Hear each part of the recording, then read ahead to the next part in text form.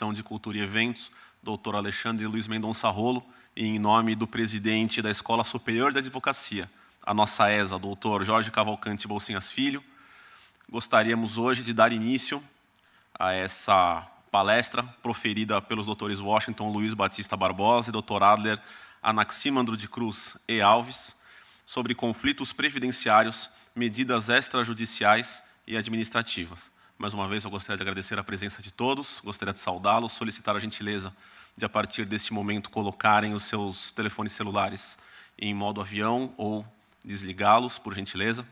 Gostaria também de estender os nossos cumprimentos e agradecer a oportunidade de realizar esse evento ao nosso presidente da Ordem dos Advogados do Brasil, seccional de São Paulo, Dr. Caio Augusto Silva dos Santos. Para compor a mesa, gostaria de convidar, por gentileza, a estar aqui ao meu lado, Dr. Washington Luiz Batista Barbosa, por gentileza.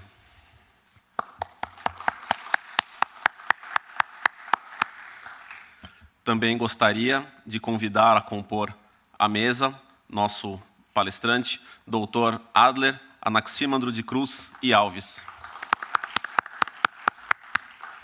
Dr. Washington Luiz Batista Barbosa é advogado, mestre em Direito das Relações Sociais e Trabalhistas, especialista em Direito Público e em Direito do Trabalho, possui MBA em Marketing e Informação para Altos Executivos e professor de cursos de pós-graduação e LLM. À minha direita, Dr. Adler Anaximandro de Cruz e Alves, é procurador federal, graduado em Direito pela Universidade Federal de Minas Gerais e pós-graduado em Direito Tributário pela EDP do Distrito Federal. Antes de passar a palavra aos doutores, eu gostaria de anunciar a gentileza com a qual a ESA nos brinda hoje, de fazer o sorteio de 5 webcursos, apenas àqueles que estão aqui hoje presencialmente. Então, cada um dos colegas que está aqui hoje recebeu, muito provavelmente, um folheto com um QR Code e um link de internet. Então, dá para se acessar o website do concurso, tanto pelo QR Code quanto pelo link. E, inscrito, ao final da palestra, serão realizados 5 webcursos de livre escolha dos colegas aqui presentes, à exceção dos cursos de Infância e Juventude e do Tribunal do Júri.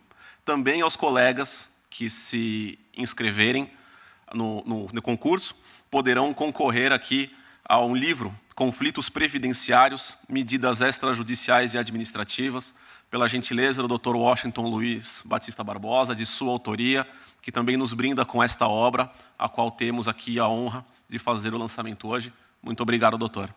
Então, sem mais delongas, gostaria de dar início ao nosso evento, convidando o Dr. Washington Luiz Batista Barbosa para iniciar a sua palavra a respeito de conflitos previdenciários, medidas extrajudiciais e administrativas. Muito obrigado, doutor.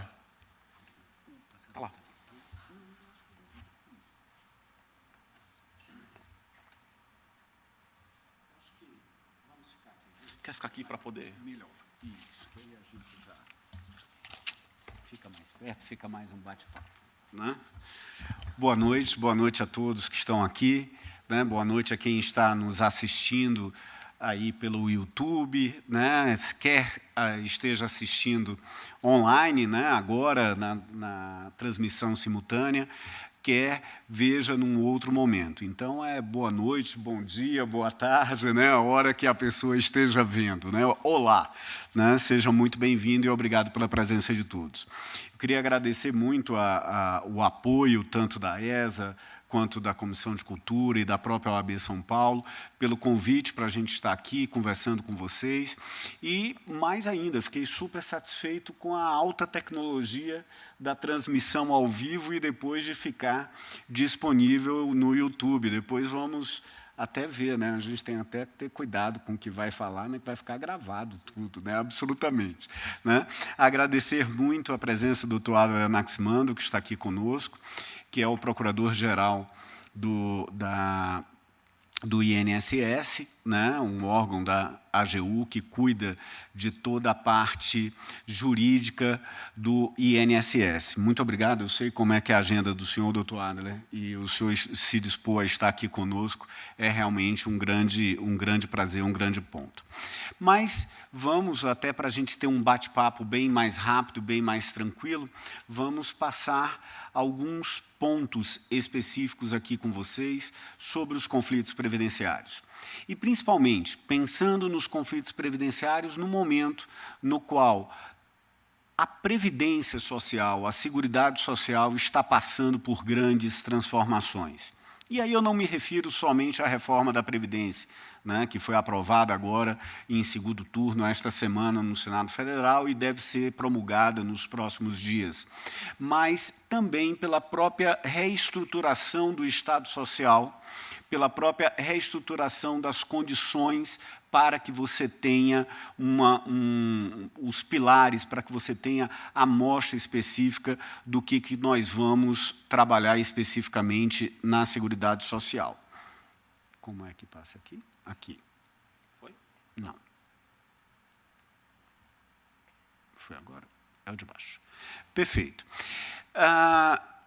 Esse, inclusive, aproveitando, né, esse livro agora, o Reforma da Previdência Ponto a Ponto, isso é um trabalho meu com o professor Carlos Mendonça, em que nós acompanhamos todo esse processo da reforma da Previdência e, de uma maneira bem clara, bem simples, bem direta, nós estamos mostrando o que é que mudou, o que é que foi alterado especificamente na reforma da Previdência.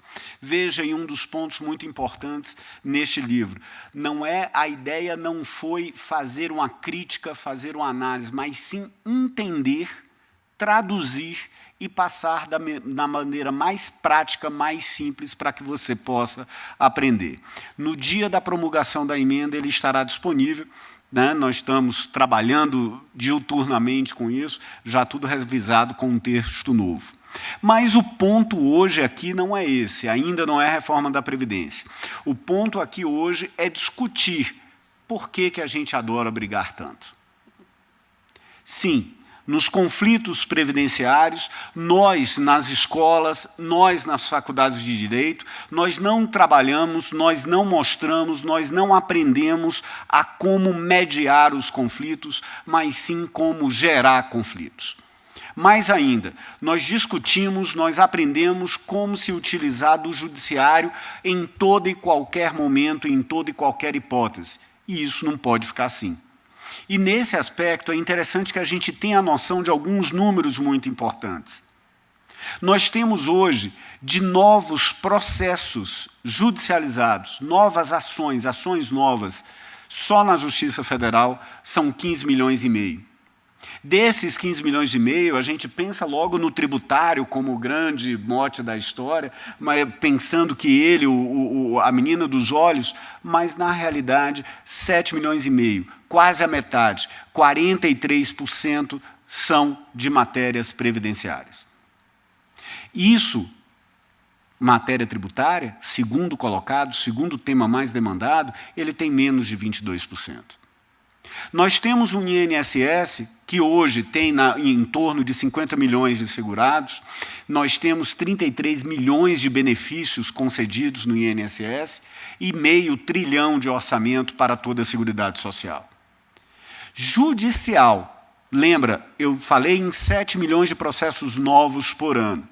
Desses processos, 3,8 milhões de benefícios foram concedidos por decisão judicial. Concedidos, reativados, né, renovados. Isso significa 11% do total de benefícios do INSS. Isso representa 92 bilhões de reais. É um absurdo. Vocês sabem que, na realidade, a AGU, a Advocacia Geral da União, com suas 4 carreiras, aqui representada especificamente na Procuradoria Geral Federal, que cuida das autarquias, representa as autarquias, nós temos a Advocacia da União, os advogados da União, que cuidam dos órgãos e dos próprios entes federados, nós temos a Advocacia do Banco Central, a Procuradoria do Banco Central e a Procuradoria da Fazenda Nacional.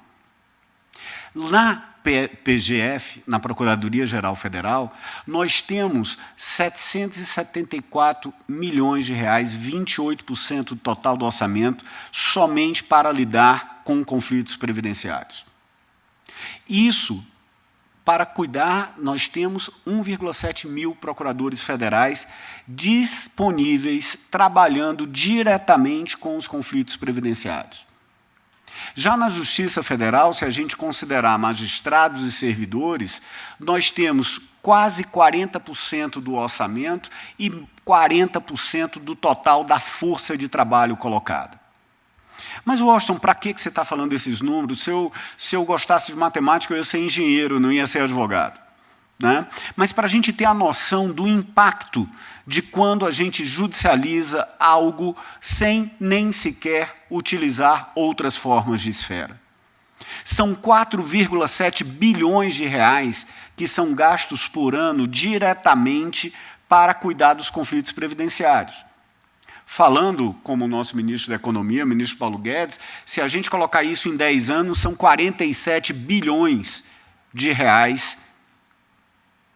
São, se a gente considerar uma economia de 800 bilhões, né, com a reforma da Previdência, nós estamos falando aí de 5% da reforma da Previdência. É um valor considerável. E o que é que a gente pode fazer em relação a isso?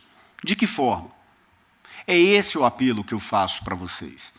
Que a gente possa pensar diferente, que a gente possa ser disruptivo. A palavra da moda agora, né? Os administradores são muito bons em criarem palavras novas o tempo todo, né? Que é exatamente essa coisa de quebrar as barreiras, de pensar diferente, de criar outras formas para fazer as coisas. Vamos buscar soluções alternativas. E, para isso, você já deve estar pensando, mas, Washington, espera aí. Nós temos a separação de poderes que diz que quem julga é o judiciário. Então, nós temos que ir atrás do judiciário para resolver os nossos conflitos. Nós estamos certos. Foi isso que nós aprendemos na faculdade. Foi para isso que nós viramos advogados. Se nós formos olhar, o judiciário ele tem se transformado num balcão de atendimento do INSS, se referindo especificamente à matéria previdenciária. Se nós formos olhar, nós estamos falando do que eu chamo no livro de judicialização do cotidiano, onde você esbarra numa pessoa na rua e, no lugar de pedir desculpas, você já pega os dados dela para mandar para o teu advogado entrar com a ação. Quando um cachorro latindo do vizinho, no lugar de você ir conversar com ele, na realidade, você vai até o STJ para discutir se pode expulsar gente com cachorro ou não. É uma exacerbação dessa lógica do artigo 5º 35, quando se diz que nada pode ser afastado do judiciário, não quer significar que tudo deva ser levado ao judiciário. Se a gente sair daqui hoje, se você, quando for olhar esse vídeo hoje, eu estou perdido onde é a câmera, são aquelas duas, né? Tá, eu quero olhar. Você, quando for olhar depois, num outro momento, assistir esse vídeo, se você simplesmente tiver a noção e conseguir aprender dessa nossa conversa esse aspecto de que o judiciário, o acesso ao judiciário não significa que tudo deve ir ao judiciário, mas sim que ele deve ser considerado um último recurso, não um primeiro recurso. Mais ainda, nós estamos num momento que, desde 2010, com a resolução 125 do CNJ, já se estabelecia, e lá nos próprios considerandos dessa resolução, o CNJ virava e dizia, olha, acesso à justiça não significa necessariamente acesso a um órgão do judiciário. Mais ainda, incentivar as ações, as organizações públicas e privadas para estabelecerem câmaras de mediação, câmaras de negociação e outras formas de solução de conflito. Nós chegamos com o CPC de 2015, o atual CPC de 2015 para cá, onde existe expressão clara de que os entes federados, União, Estado e municípios, devem criar câmaras específicas. E o que é que garante a imparcialidade? Porque você pode virar e dizer assim para mim, olha, Washington, eu não procuro a área administrativa, não procuro o tribunal administrativo, porque o cara lá do INSS, o conselheiro, a pessoa que vai analisar, tem o governo como patrão. O juiz também tem o governo como patrão. O que garante a imparcialidade do juiz? É o concurso que ele fez? Os outros servidores também fizeram concurso, talvez um pouco menos complexo, um pouco menos difícil, mas também fizeram. O que garante a imparcialidade não é a pessoa necessariamente, mas sim o devido processo legal, mas sim a ampla defesa e o contraditório, mas sim o duplo grau de jurisdição. É isso que garante a imparcialidade da decisão, e a justeza, e a promoção da justiça naquela decisão. E como valorizar, nesse aspecto, a justiça administrativa? Porque esse é meu objetivo aqui. É de mostrar que temos uma justiça administrativa e temos um tribunal administrativo que pode ser solução ou pode apoiar a solução dos conflitos previdenciários. E vamos lembrar, senhores, senhoras, doutores e doutoras, vamos lembrar que no processo administrativo, eu tenho o duplo grau de jurisdição, eu tenho, diferentemente até do processo judicial, eu tenho a busca da verdade real, onde, na realidade, eu não me atenho necessariamente a formalidades estritas. Eu tenho, na realidade, uma possibilidade de ampla dilação probatória. Foi uma graça, doutor Adler, quando eu cheguei, eu fui conselheiro do CRPS. Foi uma graça vindo do judiciário, né? Chegando como conselheiro do CRPS, aí veio lá aquela pilha, naquela época era físico ainda, veio aquela pilha de processos, né? Peguei os processos, levei para casa, a gente trabalha em casa, poxa, isso vai ser fácil. Numa sentada eu resolvi tudo. Quando eu chego para o presidente da minha Câmara, ele vira, não, peraí, não, isso aqui não pode, olha, a parte não impugnou isso, então eu não aceito o recurso. Não, isso aqui, quanto devolutum, quanto appellatum, ela não tem...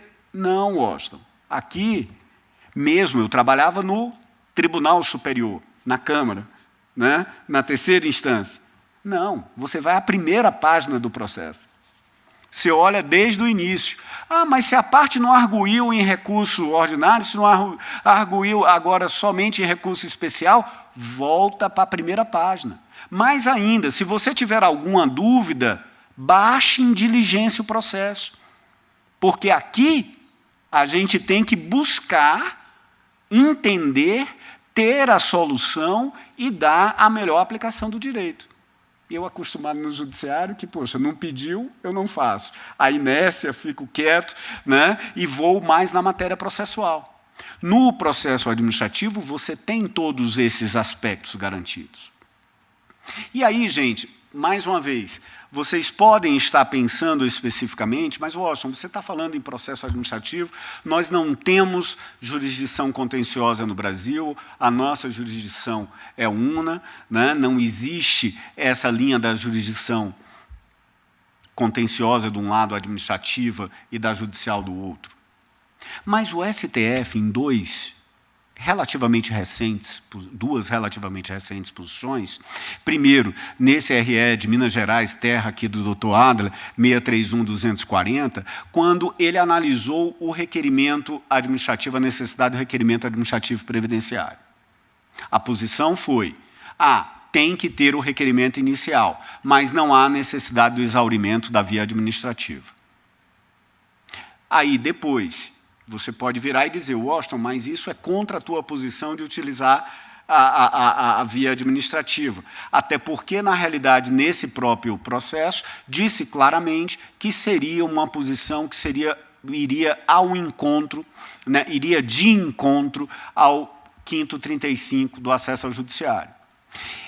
Mas, num julgamento recente, sobre a comissão de conciliação prévia, a submissão à comissão de conciliação prévia como requisito ao processo, à reclamação trabalhista, o Supremo virou e nos votos, se você olhar, teve inclusive uma posição no sentido, vamos ter cuidado, foi do ministro Teori Zavascki, vamos ter cuidado que se a gente continuar a pensar assim o 5º 35, nós vamos ter que declarar inconstitucional o Código do Processo Civil. Porque o Código do Processo Civil estabelece condições para ajuizar uma ação. O Código do Processo Civil estabelece formas específicas, prazos. Então, espera aí, isso não seria uma condição da ação, passar pelo processo administrativo? De que forma isso poderia ocasionar? E aí, senhores, nós estamos aqui numa turma de direito previdenciário. As pessoas aqui gostam e conhecem previdenciário. Certamente você que está nos assistindo gosta de direito previdenciário. Quem aqui já utilizou o Conselho de Recursos da Previdência Social?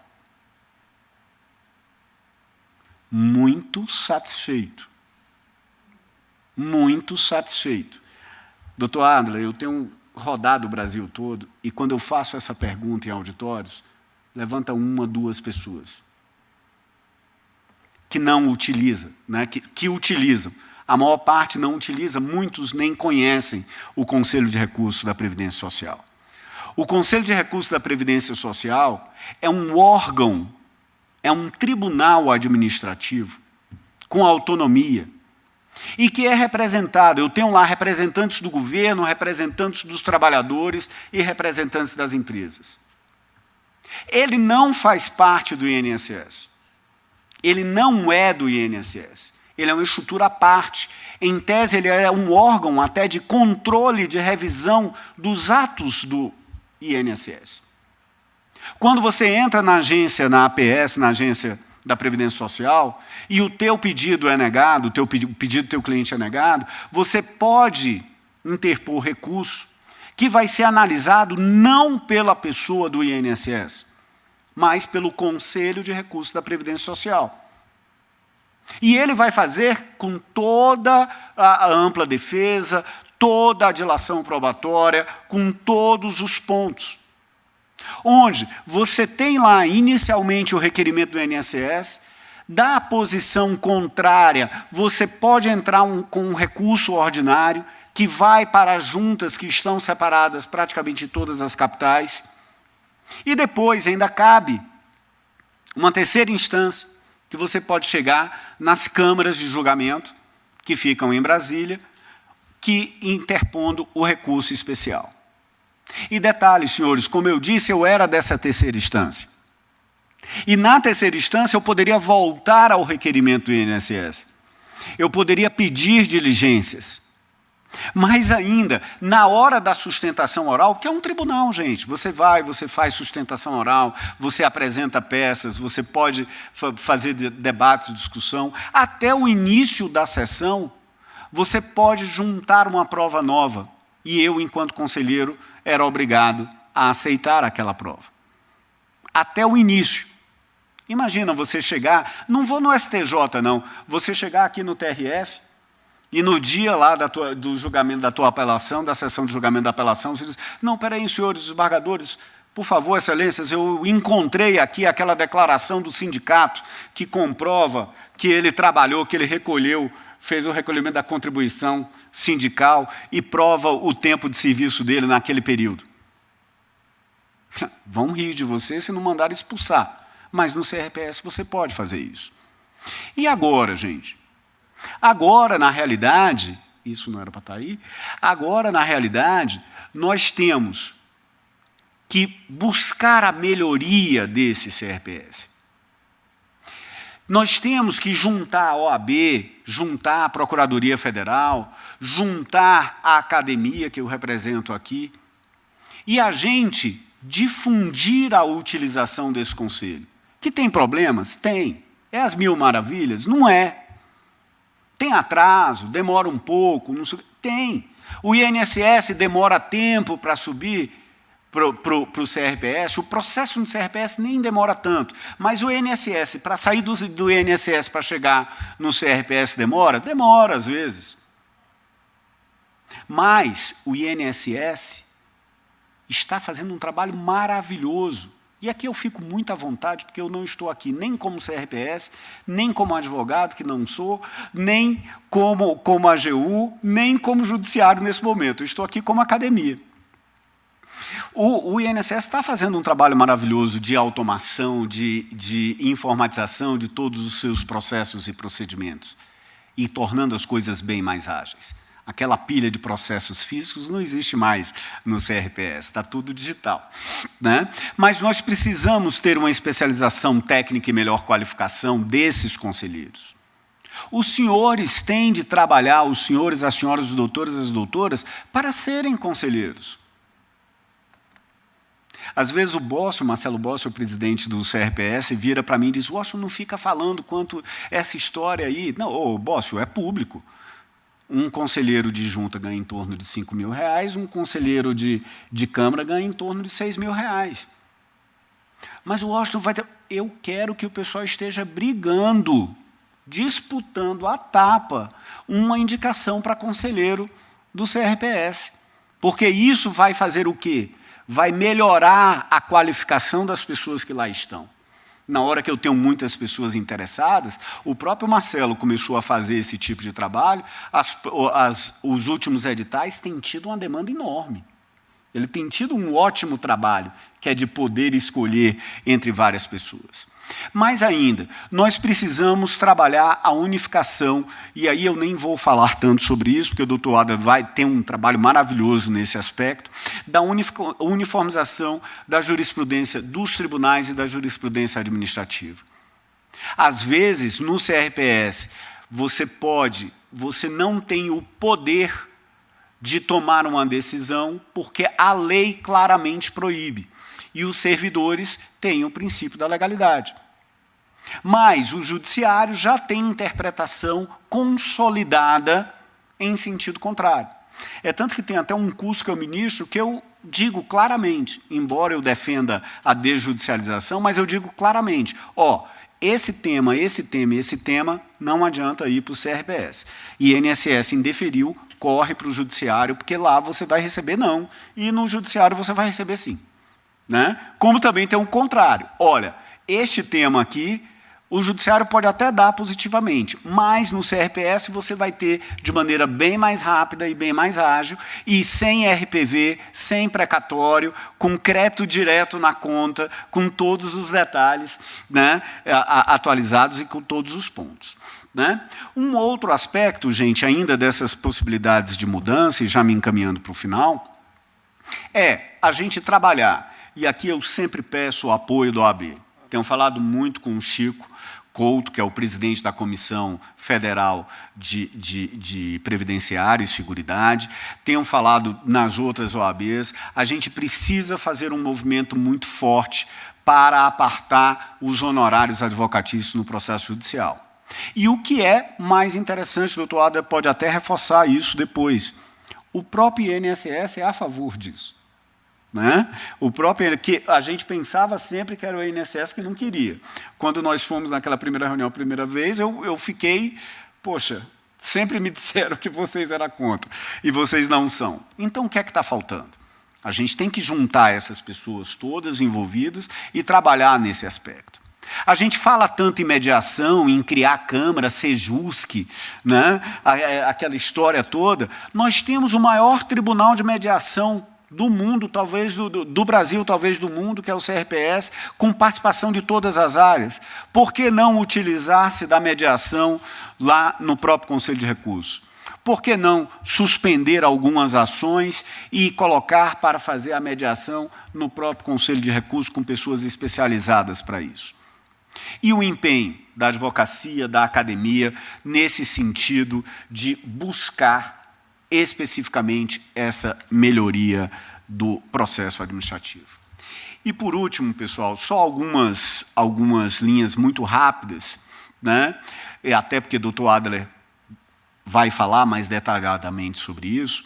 Nós temos agora, que inclusive foi uma das propostas do livro, e fiquei muito feliz que por caminhos diferentes nós chegamos às mesmas conclusões, a criação da Estratégia Nacional de Desjudicialização da Previdência, que o doutor Adler vai falar com vocês aqui na apresentação dele. que é um passo memorável. Parabéns, parabéns à AGU por estar fazendo isso, parabéns ao INSS por estar disposto a fazer isso. Tem que sentar todo mundo, conversar, arregaçar as mangas e colocar para frente. E nós temos, na PEC paralela da reforma da Previdência, a criação de um incidente de prevenção de litigiosidade. O que é isso? É, talvez, a solução para aquela pacificação entre a jurisprudência dos tribunais e a jurisprudência administrativa. E o interessante, são aptos, são legitimados para propor esse incidente, tanto a PGR, quanto a AGU, quanto a DPU, quanto a própria OAB. Ainda, competências tanto dos tribunais regionais federais, no âmbito dos tribunais regionais federais, quanto do próprio STJ. E qual vai ser esse objeto? Um objeto atual ou potencial de litigiosidade. Vai se pensar, inclusive, no que pode vir a ser muito questionado no judiciário.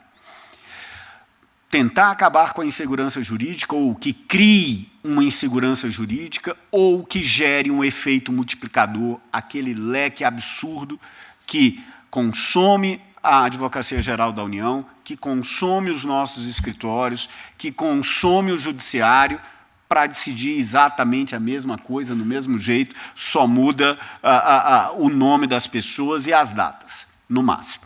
Esse é um ponto bem interessante. E assim, com a releitura do princípio da inafastabilidade da jurisdição, com a não judicialização do cotidiano, com a busca de soluções alternativas, nós podemos chegar ao que eu chamo do quarto pilar da reforma da Previdência. O primeiro pilar é a idade mínima. O segundo pilar é o combate às fraudes, que está muito adiantado também. E o terceiro pilar, o recrudescimento, o reforço das ações de execução. E eu proponho sempre um quarto pilar da reforma da Previdência.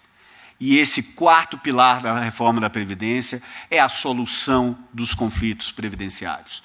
É a desjudicialização dos conflitos previdenciários, a busca de soluções alternativas.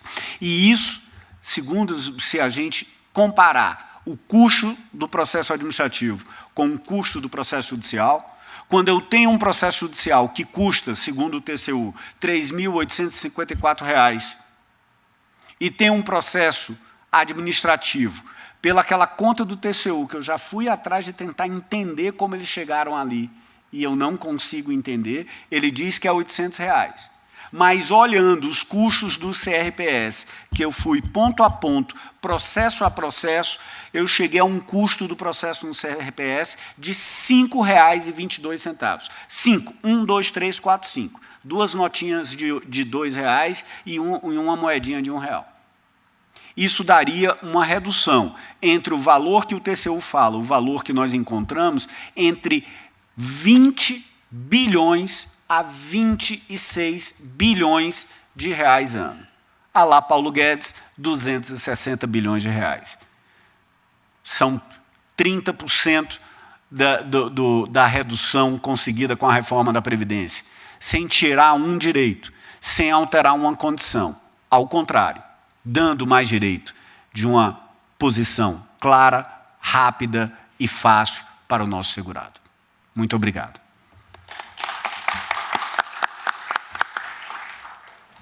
Muito obrigado pelas palavras, pela brilhante exposição, Dr. Washington Luiz Batista Barbosa. E dando continuidade ao nosso evento, abro a palavra ao Dr. Adler Anaximandro de Cruz e Alves para a continuidade, por gentileza, doutor.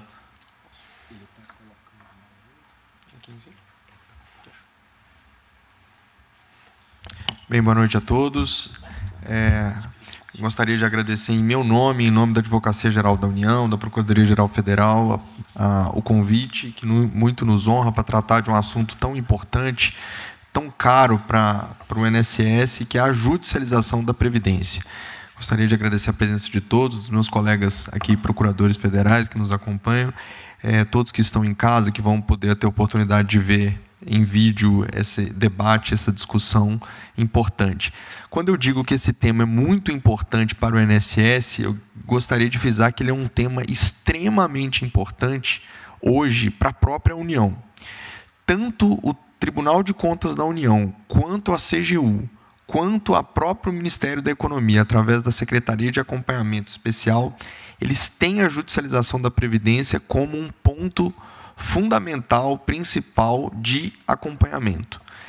Dentre os temas mais importantes acompanhados pelo TCU no ano de 2019, ele elencou a judicialização da Previdência como ponto número 1. Então, há uma preocupação de todo o Estado brasileiro hoje com a questão da judicialização da Previdência.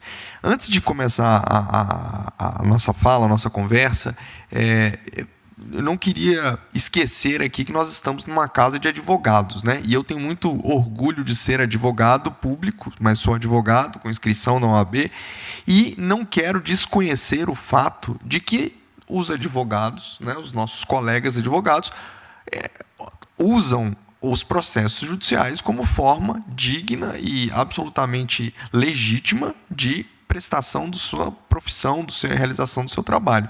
Não se trata disso. Né? Nós não queremos aqui que ninguém deixe de trabalhar. Quando nós tratamos a judicialização da Previdência, um ponto que nós temos que ter em mente é que o excesso de judicialização pode fazer com que todo o sistema venha abaixo. Quando nós, por um excesso de processos, digamos, atrapalhamos o funcionamento de um órgão judicial, de um tribunal, a própria população atendida, que, em última instância, é a clientela formada por esses advogados, ela começa a sentir que esse caminho também não é o mais adequado. Então, hoje, a dificuldade que se tem para se conseguir um provimento jurisdicional em muitas foros desse país, a gente tem um juizado especial federal até relativamente rápido, mas há relatos de tribunais e processos judiciais, principalmente na esfera estadual, que demoram 8, 9, 10 anos para ser concluídos. Então, o cliente fica pensando, será que o meu advogado não consegue resolver isso num prazo tão curto? Então, nós temos que entender que muito da prestação adequada de um bom serviço por parte dos advogados também casa com a ideia de que esses processos precisam ter uma celeridade. E para que esses processos tenham uma celeridade, nós temos que investir em 2 pontos. Tanto reduzir o número de processos para que os órgãos administrativos ou judiciais possam julgá-los de forma contemporânea à pretensão, ou também criar mecanismos de abreviar as demandas judiciais. Né? E como o Dr. Washington colocou muito bem aqui, o incidente de prevenção de litigiosidade vem para tratar desse assunto. Mas já entrando no que eu gostaria de falar, vou fazer uma breve apresentação. Meu nome é Adler, procurador federal, estou na condição de procurador-geral do INSS desde de março desse ano, mas sou um estudioso do tema judicialização do INSS desde quando entrei na carreira. Então, eu tenho uma outra experiência em outros ramos da Previdência. Eu já fui presidente do Instituto de Previdência dos Servidores do Distrito Federal e estive à frente da Previdência Complementar dos Servidores do DF. Então, eu pude ter a oportunidade de lidar com problemas de previdência, não só do regime geral, como do regime próprio e no complementar. E eu posso dizer a todos vocês com muita tranquilidade, não existe nada parecido com o regime geral quando a gente está falando em termos de judicialização. Quando a gente fala de judicialização do INSS, eu gosto de chamar a atenção também de uma necessária relativização de números que a gente precisa fazer. Se o INSS fosse um país, ele seria o 4º maior país das Américas. Né? Então, é natural que um órgão que tenha tantas relações jurídicas com segurados e beneficiários tenha também um maior número de incidentes de conflitos relacionados a essas relações jurídicas com quem ele estabelece vínculos praticamente legais, né, com todos aqueles que prestam atividade remunerada, que trabalham e que venham no futuro usufruir benefício. Só para vocês terem uma ideia da dimensão do que o INSS paga, a folha de pagamento do INSS em número de segurados é o tamanho da população do Canadá. Então, nós temos hoje 35 milhões de pessoas recebendo do INSS, e essa é exatamente a população de um país como o Canadá, por exemplo. Esses números aqui eu vou passar rapidamente, só chamando a atenção novamente, Dr. Washington, sobre a questão do gasto de 92 bilhões, e esse é um acórdão do TCU, que é uma bíblia para quem quer entender judicialização do INSS. Ele chama a atenção que hoje o INSS, todos os anos, paga 92 bilhões de reais em razão de benefícios concedidos por decisão judicial. Isso aqui não estou falando aqui de precatórios e RPVs, eu estou falando de benefícios que em algum dado momento da história foram implantados por ordem judicial. Os números aqui que o Washington bem colocou, de 4,6 bilhões do custo de manter uma máquina judicial que trata da judicialização da Previdência. E aqui eu já gostaria de entrar na judicialização em si. O sistema de controle processual da Advocacia Geral da União, o SAPIENS, ele apresentou no ano passado um relatório, e isso é bem preciso, todas as ações judiciais hoje movidas contra o INSS estão registradas nesse sistema. No ano de 2018, nós recebemos 1.626.000 processos. Só para vocês... Eu gosto sempre de relativizar os números da Previdência, isso dá algo em torno de 8.000 ações por dia, que são movidas contra o INSS. Eu até gosto de chamar muita atenção, o INSS era colocado antigamente na lista dos maiores litigantes do Brasil. Eu sempre gosto de frisar que o INSS não é um litigante, ele é um demandado. Então, ele está na posição passiva, ele não ajuiza a ação. Nós ajuizamos algumas ações de regresso, mas em relação ao número das ações que nós estamos como réu, isso é uma ínfima minoria, um traço estatístico. Então, vocês percebam que nós temos que lidar com esse número de 1.626.000 de processos. 1.626.000 processos na Justiça Estadual e na Justiça Federal.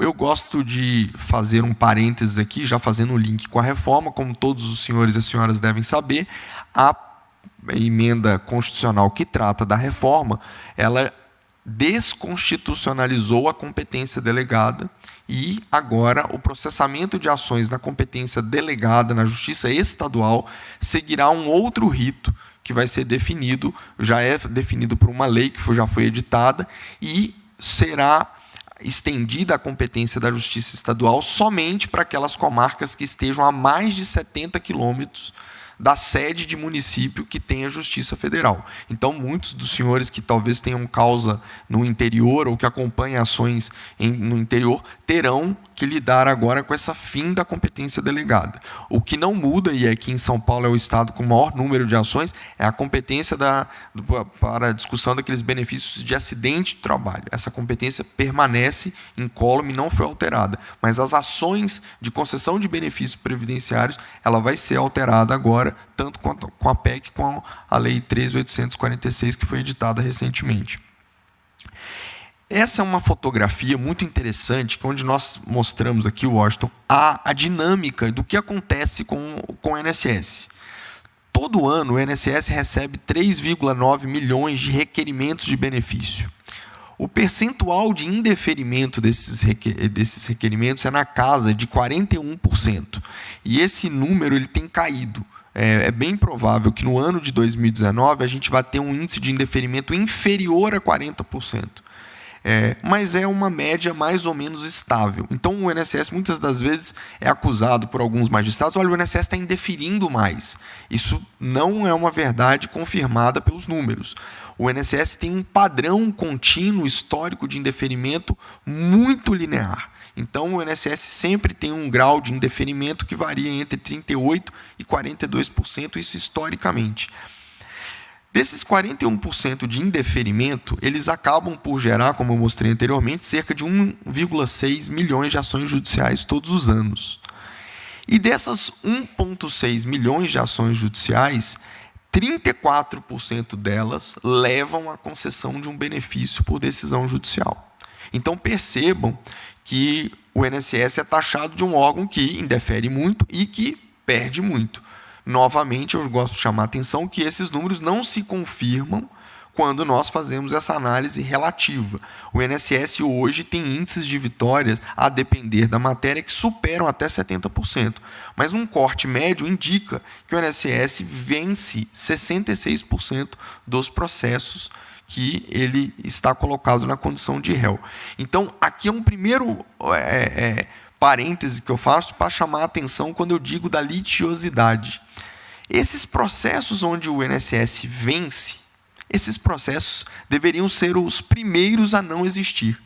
Por quê? Porque ele não é uma vantagem para o advogado, que provavelmente não vai receber nenhum honorário sucumbencial por conta dessa ação, não terá atrasados para receber. Então, são processos que comprometem a fluidez do sistema, geram um retrabalho muito grande, seja da Procuradoria, seja da própria autarquia, movimenta a advocacia, movimenta o judiciário, para não dar em nada. Então, a gente pensa muito em judicialização do INSS, em medidas corretivas, e sempre imagina o INSS parando de errar. Mas a gente tem que lembrar aqui que quase 2/3 das ações movidas o INSS ganha. Então, quando o Washington chama muito bem a atenção sobre aquilo de buscar o judiciário sem qualquer consequência, a gente está levando um comprometimento do sistema, que eu comecei falando sobre isso, muito ruim, inclusive para a advocacia. Se a gente precisa limpar a pauta de 66% dos processos que não deveriam ter existido, porque a Justiça simplesmente confirma uma decisão administrativa, todos nós aqui podemos dizer estamos perdendo tempo com aquele processo na Justiça. Eu imagino que para o advogado receber um percentual ali para ajuizar essa ação não justifica o tempo gasto na captação, na elaboração da peça. É um tipo de processo que compromete a fluidez do sistema. Então, eu já gosto muito de chamar a atenção desse primeiro dado. Um outro ponto que é importante, eu vou voltar aqui, é a questão do quais são as principais causas de judicialização do INSS. Esse aqui é uma aranha de dados que o CNJ faz. Em amarelo são os 3 pontos mais recorrentes na Justiça Federal Brasileira. O único dos 3 pontos que são comuns a todos os tribunais: benefício por invalidez, auxílio doença previdenciária e dívida ativa. Então, basicamente, a Justiça Federal Brasileira trata desses 3 assuntos, né? E aí eu queria chamar a atenção, quando a gente diz benefícios por invalidez ou auxílio-doença, nós estamos tratando de uma questão, a bem da verdade, gostemos ou não, de uma briga entre 2 médicos. O médico perito oficial e o médico perito do juízo, né? Nós ali, enquanto operadores do direito, temos toda a função de traduzir essa dissonância técnica entre médicos em palavras, em expressões jurídicas, mas, no fim, nós estamos discutindo a opinião de 2 médicos. Então, percebam como há um grau de irracionalidade nesse sistema. E o que é o mais interessante, quando o perito médico federal participa das ações no laudo pericial como assistente técnico, o índice de procedência da ação muda. Quando nós estamos acompanhados, e os meus colegas aqui da Procuradoria podem confirmar isso, quando o INSS está acompanhado de um assistente técnico pericial, o índice de vitória chega a 78%. E como é que muda isso? Então, assim, nós não estamos diante de um ato médico, né? Então, há toda uma discussão que eu gostaria de chamar a atenção. Não negamos que há problemas na judicialização dos benefícios por incapacidade, mas a gente está ali entre uma divergência médica que poderia ter um canal mais abreviado de resolução de problemas. Esse aqui é exatamente o dado que eu coloco, tirado do BI da AGU, onde mostra que nós, no ano de 2018, tivemos 59%, quase 60% de ações favoráveis, 20% de acordo. É outro mito que se tem, olha, o INSS não faz acordo em juízo. 20% das ações do INSS terminam com um acordo produzido e proposto por um procurador federal. Há uma política da casa de estímulo à composição judicial através de acordo. E nós temos um percentual de 20% das ações desfavoráveis. Percebam que quando nós dissemos lá que nós ganhamos 66% das ações, é porque parte das homologatórias de acordo, no mérito, são favoráveis ao INSS. Às vezes a gente até faz um acordo numa questão relacionada a juros, multa, eventualmente até concede o benefício num período menor, que nós entendemos que seria devido. Então, quando você faz essa análise por ele, dá um pouco diferente, mas a economia gerada com esses acordos supera 3,7 bi por ano. Então, há um estímulo institucional para que a gente faça acordos. Esse é um ponto importante também. Esse aqui foi o dado que eu mencionei, o dado variante quando nós estamos acompanhados com peritos médicos assistentes. Enquanto o nosso ritmo médio de vitória chega de 60%, ele chega a bater quase 80% quando nós estamos acompanhados com peritos médicos. Esses são os dados das equipes de trabalho que cuidam exclusivamente de benefício por incapacidade, num gráfico que eles fizeram quando tem acompanhamento por peritos assistentes. Seguindo aqui, deixa eu só...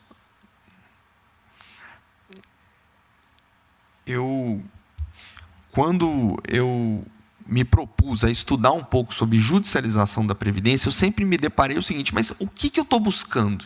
Para eu entender o que eu devo fazer para desjudicializar, eu preciso entender qual é a litiosidade que nós estamos lidando. Usando os mesmos dados que a AGU tem para vitória, derrota e acordo, eu comecei a categorizar a litiosidade da Previdência em 3 níveis. A primeira delas, essa que eu falei, é a litiosidade recalcitrante ou litiosidade inconformista. É aquela que o segurado não se conforma com a decisão, procura um advogado, ou esse advogado propõe uma ação e o INSS ganha essa ação. Confirma-se, então, a decisão administrativa. Essa, para mim, é a maior inimiga da advocacia pública, da advocacia privada, do judiciário, de todos. Porque essas ações não deveriam existir. Elas são pouco produtivas. Sendo bem honesto, talvez essas ações tenham justificado exclusivamente a grande ampliação do judiciário na última década. Então, é um ponto que eu não vejo vantagem sequer para os advogados, porque são ações que não vão dar em nada. Então, é algo que fica como uma provocação, porque acho que é o primeiro ponto de uma estratégia de desjudicialização, é se evitar que ações sejam indevidamente movidas contra a Previdência. Em segundo lugar, eu chamo a atenção para um tipo de litiosidade que ela é positiva, que é o que a gente chama da litiosidade corretiva. Vocês lembram lá que a gente faz acordo em 20% dos processos. Obviamente que nesses 20% dos processos, os procuradores federais acabam por perceber naquele processo que houve um erro administrativo. Esse erro administrativo não deveria ter ocorrido. Se o INSS tivesse agido de forma correta, feito as diligências necessárias, feito os batimentos cadastrais necessários, exigido a documentação necessária, essa ação também poderia não ter existido. Porque esse é um tipo de ação que o procurador federal só propõe um acordo com ele ter certeza que aquela parte tem algum nível de direito, ainda que controverso em dado momento, mas ele entende que ali há uma pretensão justa. Então, é um tipo de litiosidade que ela tem que deixar de existir, porque o INSS precisa errar menos. Acho que todos concordam com relação a isso. E o último tipo de litiosidade, que é o mais difícil de ser combatido, é a litiosidade normativa. E por que a gente chama de litiosidade normativa? Ela diz respeito àquelas ações que surgiram de uma situação que o INSS indeferiu porque ele não poderia fazer diferente. Como vocês sabem, todo servidor público do INSS e o próprio procurador federal está adstrito ao princípio da legalidade. Então, quando nós temos uma lei, por exemplo, aqui, a do benefício de prestação continuada, que diz que o benefício é devido para quem ganha até 1/4 do salário mínimo, o servidor do INSS, que analisa aquele pedido, não está autorizado a flexibilizar aquilo para um meio salário mínimo, para 2 salários mínimos. Essa é uma discussão que só o judiciário pode fazer, afastando aquela lei ou criando outros requisitos, como o Supremo fez. O Supremo disse, 1/4 de salário mínimo é constitucional, mas ele pode ser mitigado, no caso concreto, pelo juiz. O que ele disse na prática? resolvam no judiciário. Então, é um tipo de litigiosidade muito complicado. Não que nós não possamos agir sobre essa litigiosidade, podemos sim, e aí estamos fazendo isso, inclusive, com a reforma, tentando fechar focos de litigiosidade na lei. Então, há uma dúvida jurídica sobre como se interpreta determinada situação, vamos deixar a lei mais clara, vamos torná-la mais transparente para que todos possam cumpri-la adequadamente. Também fazendo a internalização de entendimentos. Hoje é muito difícil a gente, na Previdência, porque às vezes a gente vê uma tese vencida, né, a advocacia consegue vencer aquela tese num tribunal superior, mas a decisão se deu não num precedente qualificado. É pacífico na segunda turma do STF, mas não é um precedente qualificado. Por si só, diante da separação de poderes, não muda a lei. Então, o INSS fica de mão amarrada. A AGU, às vezes, já tem até súmula da AGU dizendo que nós, procuradores, estamos dispensados até de contestar. Mas o INSS não pôde mudar a norma ainda. Ele não pode mudar porque a lei não mudou. Então, ele não pode mudar a sua instrução normativa. Então, é um tipo de litigiosidade que a gente tem que trabalhar ela com muito cuidado. Ela envolve necessariamente o diálogo com o parlamento. Então, é um tipo de litigiosidade que a gente também precisa trabalhar. E quando eu chamo a atenção para essa litigiosidade normativa, é que eu faço essas 3 esferas, porque quando a gente está lidando, quando um servidor ele se equivoca em atos concretos de uma política pública, a Procuradoria consegue consertar, através de um acordo. Agora, quando a gente entra no parâmetro da política pública, e na própria definição da política pública, o quarto de salário mínimo do BPC é um caso típico que é um parâmetro da política pública. A questão do tempo especial de periculosidade. O INSS, gostando ou não, está impedido de reconhecer. Então, nós temos um problema que está nessa esfera. Então, o parlamento precisa assumir a sua responsabilidade e resolver. Então, vamos resolver. Vai ficar mais caro para o Estado brasileiro? Vai, mas é por isso que a Constituição manda que todo benefício majorado ou aumentado tem que ter uma fonte de custeio própria. É uma decisão da sociedade por meio dos seus representantes. Então, é algo que a gente precisa debater. E aí, aqui eu já chamo, e já encaminho para o final, sobre o trabalho que o INSS fez de fazer uma autocrítica na sua judicialização. Assim que nós assumimos a gestão lá do INSS, o presidente do INSS é um procurador federal que tem uma total sensibilidade com a questão judicial, com a questão da judicialização da Previdência, e ele prontamente nos encomendou um projeto de desjudicialização do INSS. E aí nós desenhamos o que nós chamamos da Estratégia Nacional de Desjudicialização da Previdência.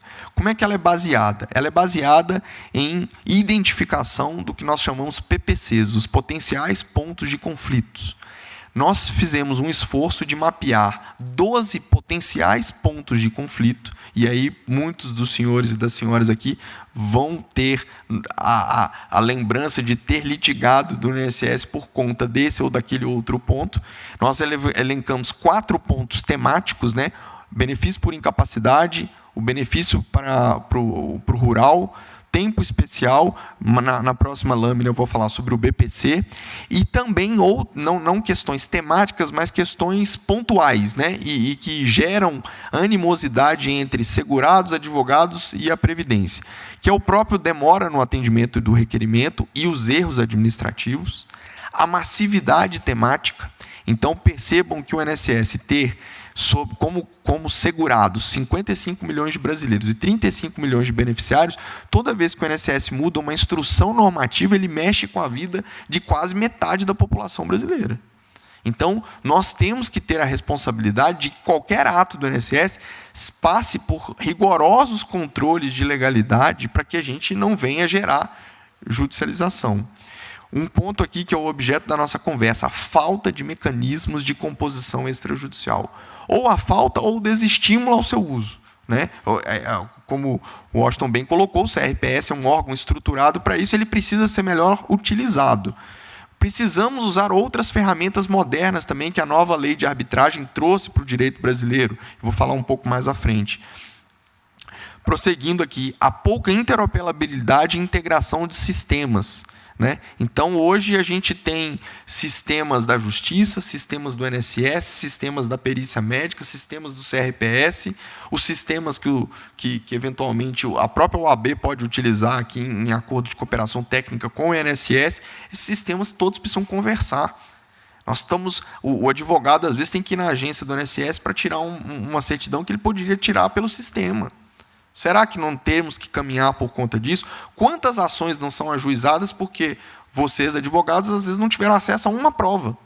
Que com aquela prova ali, vocês poderiam ter formulado um requerimento de um modo diverso e ter obtido o benefício para o cliente. Temos um problema grave a enfrentar, que é o estímulo à litigância. A Justiça do Trabalho fez uma reflexão sobre a sua litigância. Ela entendeu como redefinir o acesso à justiça sem permitir aventuras. Quando eu chamo a atenção para aqueles processos onde o INSS tem a sua decisão confirmada, nós precisamos tratar disso. Todo mundo pode, para qualquer situação.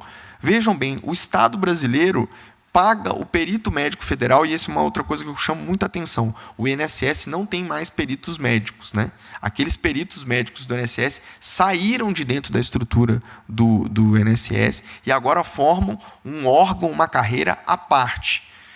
Muito mais, digamos, isolada do INSS, não que antes não havia imparcialidade, né, porque ele é um médico e ele é um servidor público. Eu imagino que os servidores públicos, principalmente os médicos, têm que seguir tanto a lei do ato médico quanto a lei do servidor público.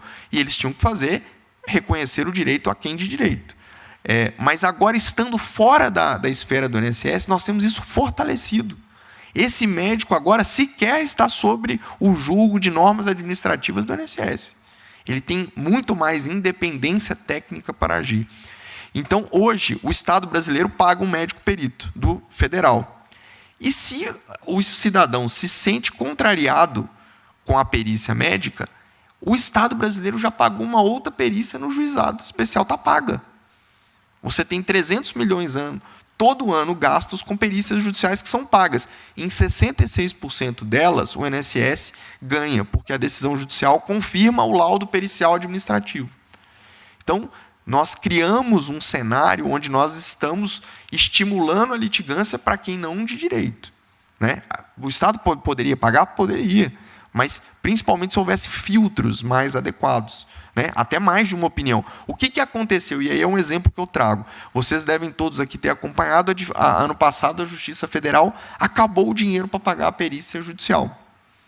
Olha só, vocês, advogados, precisam que esses processos estejam concluídos para, ao final, levantar os seus honorários, os honorários contratuais, os honorários sucumbenciais. A Justiça parou porque acabou o dinheiro para fazer perícia. Então, percebam como a litigância atrapalha o dia a dia do próprio advogado. E aí mais, quando acabou o dinheiro, o judiciário bateu a porta do Ministério da Economia para tentar uma solução. Qual foi a solução consensuada? Que a economia pagaria essas perícias em 2020 e 2021. Em 2022, ninguém sabe o que vai acontecer. Quem pagará essas perícias, ninguém sabe. Porque o Estado falou, eu não tenho mais recurso para pagar. E mais, se definiu na lei que agora só pode uma perícia por processo. Então, percebam como a litigiosidade, imagina, pessoas que talvez não teriam direito, estão fazendo uma perícia, consumindo recursos públicos que poderiam ser muito úteis para alguém que teria direito.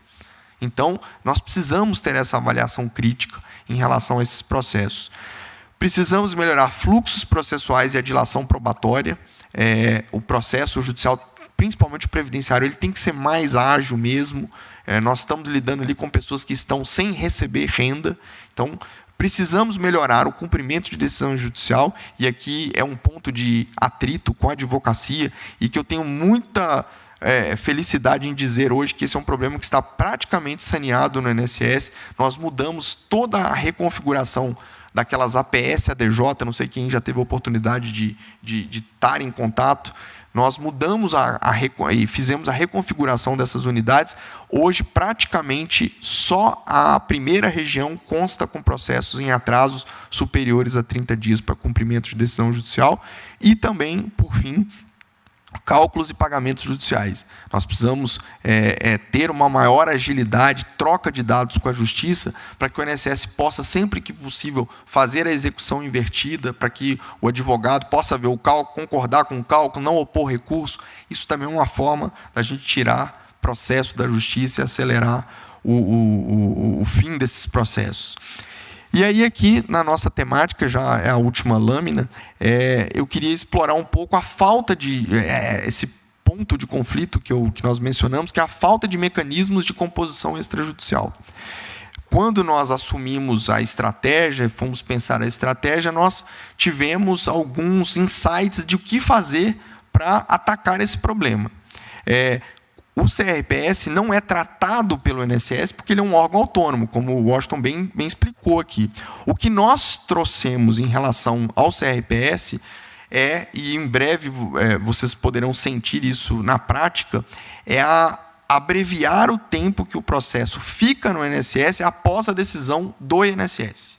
Então, quando alguém movia um recurso, aviava um recurso para o CRPS, o INSS tinha que fazer contra-razões. E, às vezes, esses processos ficavam 3, 4 meses para contra-razões. Já evoluímos em dizer o seguinte, o INSS, se não fez contra-razões, em 30 dias o processo sobe. É bem provável que nós vamos propor ao CRPS para eliminar as contra-razões. Então, se alguém for entrar com um recurso, o INSS já proferiu sua decisão, que, esperamos todos, tenha sido muito bem fundamentada. Não há necessidade de rebater novos critérios. E aí vamos entrar até numa discussão, mas se ele apresenta um documento novo, nós entendemos que aí o CRPS poderia usar a sua condição revisora e decidir com base nesses documentos novos. O INSS até poderia voltar atrás? Poderia, mas nós, para casos pontuais, poderíamos estar atrasando todo um fluxo processual. Então, é bem provável que, com a próxima instrução normativa que vá tratar desse assunto, nós abriremos mão, inclusive, das contra-razões. Então, para agilizar o acesso dos segurados, representados por um advogado ou não, ao CRPS. Mas, em coisas concretas que nós já estabelecemos, nós já criamos lá na unidade da Procuradoria, lá em Brasília, uma coordenação geral de prevenção de litígios, que a função dela básica é monitorar novos litígios e litígios existentes para que a gente possa dar um tratamento ágil a esses litígios, seja mudando a forma como o INSS indefere, corrigindo essa atuação do INSS, seja monitorando a possibilidade de aviar instrumentos processuais de resolução coletiva de demandas. Nós estamos adotando também, já temos uma primeira experiência em andamento, a Câmara Interinstitucional INSS, Defensoria Pública da União e AGU. É uma Câmara muito interessante. Na Defensoria Pública, ela atende um público considerável, é o público que não pode, muitas vezes, acessar a advocacia, por questões de recursos mesmo, é um público altamente vulnerável, e nós estamos trabalhando com a Defensoria Pública dela possibilitar à Defensoria Pública que ela leve ao INSS demandas em teses universalizadas. Então, ela atendeu 10 cidadãos, dizendo que esteve problema com o meu INSS, que não está sendo possível fazer o upload do documento. A Defensoria Pública tem trazido isso para o INSS, através da Procuradoria. Nós fazemos uma espécie de mediação, uma composição extrajudicial e tentamos resolver o problema. Isso resolve o problema para todo mundo, porque aquele cliente de vocês que estava tendo o mesmo problema do cliente da Defensoria Pública vai ter esse problema resolvido. Então, vamos fazer já fizemos uma primeira relacionada basicamente ao meu INSS e à Central 135, e agora, no mês de novembro, nós vamos fazer uma só com os 2 acidentes de Mariana e de Brumadinho.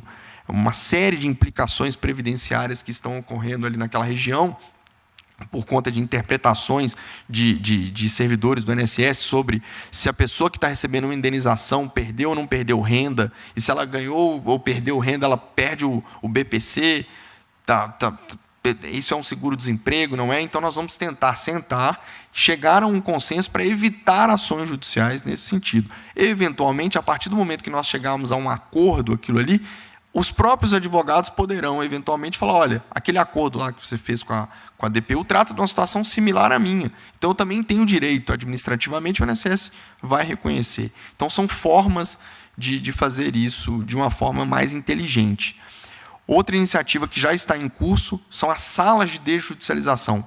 Para cada um desses PPCs que eu apontei aqui, a gente periodicamente, na verdade, todo mês, nos reunimos lá no Conselho de Justiça Federal em Brasília, 2 juízes federais, 2 procuradores federais, 2 defensores públicos e 2 servidores do INSS. Nós ficamos, para cada um desses PPCs, 2 dias reunidos, discutindo causas e consequências e ações. Então, a gente fala, olha, qual é o problema do BPC? Olha, o problema é que nós temos 52 ACPs, cada um com um critério diferente. Aí vamos discutir, é possível uniformizar esses critérios? É possível mudar o decreto? É possível encaminhar um projeto de lei? Então, dessas salas tem saído uma série de propostas bastante interessantes. Um outro ponto que já está em funcionamento, não é um trabalho da Procuradoria, mas do INSS, que é muito interessante, que é o programa que é chamado SuperTech. E a simplificação recursal que eu já falei aqui, de evitar a interposição de contrarrazões em recursos que vão subir para o CRPS. O SuperTech é uma supervisão técnica dos indeferimentos. Então, a gente analisa por dispersão estatística, aquele servidor que está indeferindo muito, aparece na dispersão estatística e a gente fala, então vamos dar uma olhada nos casos que foram despachados por esse servidor. Será que ele está... Por que ele indefere mais do que os colegas da agência dele? Por que ele está tão diferente da região dele? Por que ele está tão diferente da média nacional? E aí nós conseguimos trazer todas aquelas pessoas que estão, os servidores que podem estar cometendo erros administrativos para dentro de um padrão de normalidade, de concessão dentro das regras atuais. Estão ainda em formatação, né, que não estão prontas, a regulamentação das súmulas administrativas do INSS, e aí nós estamos discutindo ainda com algumas esferas dentro do governo como seria isso, porque essa súmula, a ideia é que ela possa internalizar decisões judiciais. Então, perdemos determinada pauta na sessão do STJ. A Advocacia Geral da União diz, essa tese é irreversível porque ela é matéria infra e não dá para levar para o Supremo. Então, por que continuar indeferindo? Como fazer isso sem mudar a lei? Então, essa é a discussão. A gente tem estudado com base na Lei de Introdução ao Direito Brasileiro, que determina que a administração pública faça isso, faça a edição de súmulas administrativas. A gente tem estudado as súmulas de internalização de jurisprudência. Então, elas teriam a mesma natureza de normas internas, o mesmo valor, e poderiam ser de observância obrigatória aos servidores do INSS.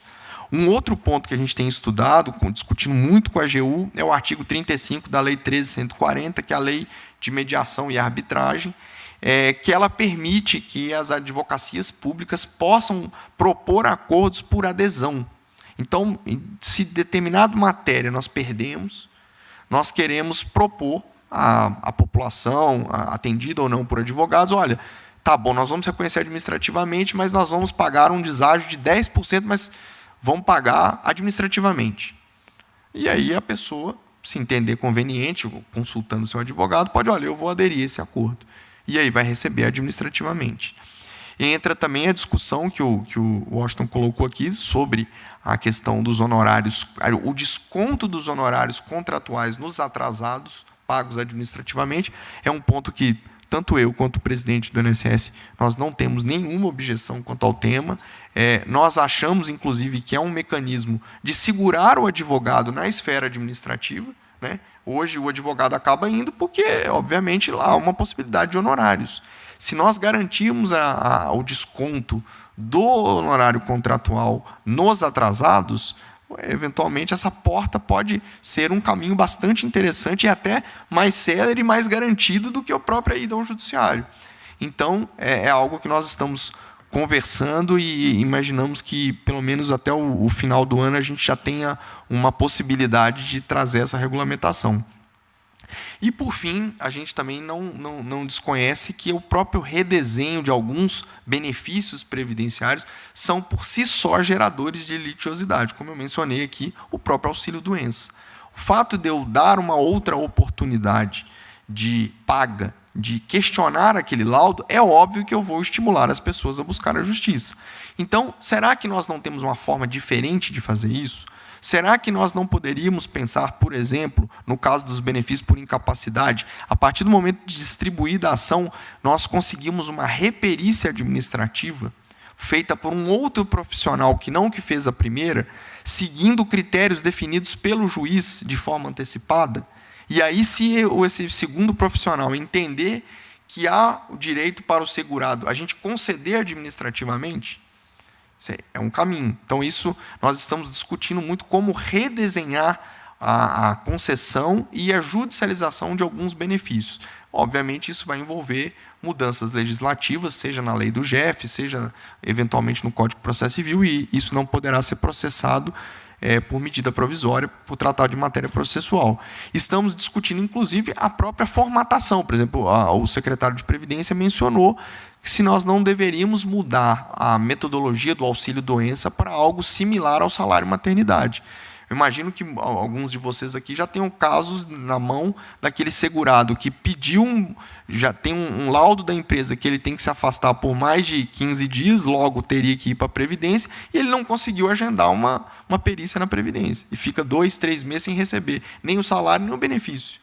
Será que não teríamos que pensar, e aí, olhando a ótica do segurado, de que a empresa deveria antecipar o pagamento do benefício e descontar esse valor antecipado das contribuições previdenciárias, assim como acontece com o salário maternidade, até como uma medida de equidade de gênero. Hoje as mulheres são discriminadas porque a empresa fala, eu tenho que suportar as mulheres se afastando durante o salário maternidade. Isso vai acontecer com os homens também. Então, isso até uma medida pró-gênero, ela tem que ser pensada. Porque hoje, em tese, nós não estamos olhando por essa ótica. Então, é uma outra medida que nós estamos tentando tratar isso dentro da ótica da desjudicialização. É um compromisso nosso dentro do INSS tentar resolver isso. Obviamente, não é fácil. Eu fiz uma monografia em 2008 sobre a atuação da AGU na redução de litígios do INSS. De lá para cá não mudou muita coisa. O número de ações continua o mesmo. E aí, uma vez eu me queixando disso a um colega, ele falou, olha, você devia estar feliz, porque podia estar muito maior. Então, se está o mesmo, é porque houve, de certa forma, um nivelamento das pretensões. Mas a gente precisa agir ainda, precisamos errar menos no INSS, não, de forma alguma, negamos isso, nós precisamos realmente errar menos, ser mais ágeis, isso é um dever do INSS para com o cidadão, para com o advogado, e precisamos criar mecanismos. O grande mérito da Estratégia Nacional de Desjudicialização foi o fato do INSS propô-la. Eu acho que, digamos, em tese seria o culpado, e o culpado está chamando todos os outros para falar assim, gente, vamos conversar? Vamos acabar com isso? Isso, para mim, eu já acho que é um ponto de mérito da proposta. E o segundo é compartilhar responsabilidades. O INSS está admitindo para todos esses parceiros, olha, eu não vou resolver esse problema sozinho. Então, nós precisamos da academia, nós precisamos da OAB, precisamos dos advogados, precisamos do CRPS, da Justiça, precisamos da Defensoria Pública. É uma ação conjunta. Eu acredito que, com menos processos judiciais, as pessoas teriam condição, para aqueles que têm direito, receber o seu benefício, seja administrativamente, seja judicialmente, de forma mais célere. E aí, os advogados terão um papel importante de ser viabilizador desse atendimento ao segurado. E que, em última essência, é por ele que tanto a Previdência, quanto os segurados, quanto os advogados trabalham. Então, pessoal, agradeço a atenção, fico à disposição aí para eventuais perguntas. Peço que, sempre que possível, se informem sobre essa estratégia. Ela muda um pouco a forma como nós precisamos pensar a judicialização, como o Washington muito bem colocou aqui. Nós precisamos abandonar um pouco a cultura do litígio, e abandonar a cultura do litígio não quer dizer abandonar o direito. Nós precisamos fazer esse direito ser declarado e conseguido de uma forma mais ágil, menos litigiosa e mais barata. Então, agradeço a todos aí. Obrigado, boa noite. Gostaria de agradecer também ao Dr. Adler Aleximandro de Cruz e Alves, Anaximandro de Cruz e Alves, pelas palavras, pela brilhante palestra aqui proferida, nos brindando nessa noite. Eu gostaria de lembrar que tanto o Dr. Washington Luiz quanto o Dr. Adler Anaximandro não são aqui de São Paulo, vieram de Brasília para poder estar conosco aqui hoje à noite. Então, muito obrigado pela presença. Eu gostaria de lembrar a todos os presentes, antes de abrirmos aqui para perguntas e que eu possa fazer a entrega dos certificados, mais uma vez que a Escola Superior da Advocacia está fazendo o sorteio de um exemplar do livro do Dr. Washington Luiz Batista Barbosa, Conflitos Previdenciários, Medidas Extrajudiciais e Administrativas, e também de 5 webcursos. A inscrição se dá através do QR Code ou do link. Se alguém não tiver, por favor, procura o representante da ESA lá atrás, por gentileza. Também, quem quiser dar uma olhada no livro do Dr. Washington, aqui é o anexo, existem alguns exemplares para que se possa dar uma verificada no livro. Dr. Washington, então, por gentileza, vou fazer a entrega do certificado para o doutor, em nome da nossa Ordem dos Advogados do Brasil.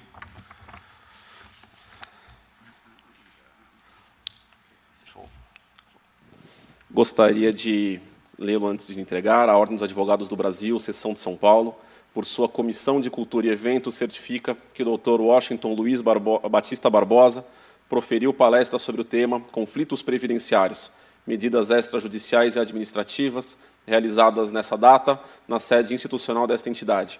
São Paulo, dia 24, está escrito setembro aqui, a data é de outubro de 2019. Assinam o Dr. Caio Augusto Silva dos Santos, presidente desta ordem, e Dr. Alexandre Luiz Mendonça Rolo, presidente da nossa Comissão de Cultura e Eventos da Ordem dos Advogados do Brasil de São Paulo. Muito obrigado, doutor. Obrigado.